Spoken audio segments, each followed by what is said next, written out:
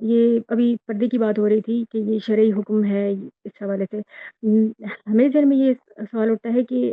دین فطرت ہے سارے احکام فطرت کے عین مطابق ہیں تو فطرت ایک ایسی چیز ہے جو ہر حال اور ہر دور میں لوگوں کے لیے اس پہ امپلیمنٹ کرنا آسان ہوتا ہے اب اگر یہ واقعی شرعی حکم ہے تو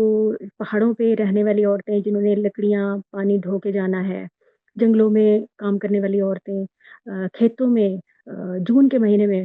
اپریل مئی کے مہینے میں کٹائی کرنے کی والی عورتیں فصلوں کی کٹائی والی عورتیں یہ اس فطری حکم پر عمل کرنے کے قابل کیسے رہیں گی یعنی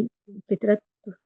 کے بالکل خلاف لگ رہا ہے یہ حکم ہاں یہ ہے کہ بناؤ سنگھار کر رہی ہیں عورتیں تو اس حوالے سے کچھ ایٹیکیٹس تو دین ہمیں سکھاتا ہے ویسے بھی عورتیں اس چیز کا اہتمام کرتی ہیں کہ ذرا بنی سوری ہوئی ہوں تو اگر مرد حضرات کا مجمع آ گیا ہے تو اچانک سے وہ ذرا گھونگھٹ اوڑھ کر تھوڑا سائڈ لائن لے لیتی ہیں تو یہ چیزیں یاد آپ تو ہمیں پتہ ہے لیکن آپ بالکل بغیر کسی شرط کے پردہ نافذ کر دیں تو یہ کھیتوں اور پہاڑوں اور جنگلوں والی عورتیں کیا کریں گی اس پر روشنی ڈال نہیں، میں روشنی تو تب ڈالوں اگر میں آپ کی جو بات ہے اس سے اختلاف کروں. میرا تو اپنا نقطہ نظر یہی ہے کہ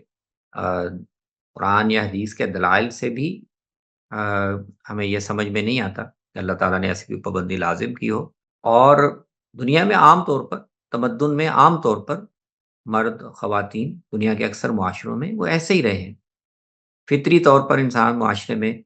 جہاں رہے ہیں اور خواتین کے لیے معمول کی معاشرت میں حصہ لینے کے مواقع موجود رہے ہیں، تو اس میں پردے کی پابندی جس طرح کے بیان کی جاتی ہے وہ ممکن نہیں ہے. یہ تو بہت خاص اور چند آپ کو محدود دائروں میں